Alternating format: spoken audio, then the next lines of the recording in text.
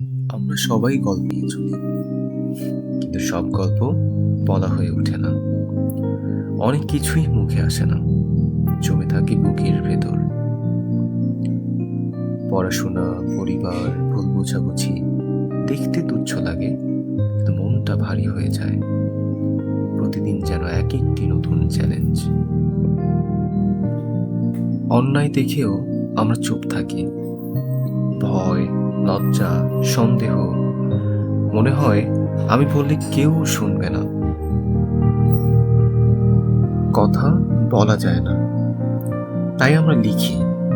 নিজের কষ্ট, ভয় আর চাপ সব ডায়েরিতে রাখি। ডায়েরি যেন আমাদের অদৃশ্য কণ্ঠ, এতে প্রথম আলো দেখে। কিছু কথার জন্য শুধু কথা বলার প্রয়োজন নেই, একটি পাশে থাকা, একটি ছোট্ট প্রশ্ন, তুই ঠিক আছিস, তাতে জন্ম নেয় প্রথম সাহস।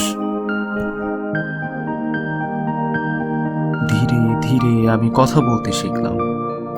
আমার অনুভূতিগুলো ভাগ করা শুরু হলো, এবং আমি বুঝলাম আমি একা না, আমরা সবাই একে অপরের পাশে থাকতে পারি। আমি শিখেছি চুপ থাকা সমাধান নয়, কথা বলা, অনুভূতি ভাগ করা ছোট্ট সাহসে বড় পরিবর্তন আনে। আজ আমি বলেছি, আজ আমি শেয়ার করেছি, এটাই আমার নতুন শুরু।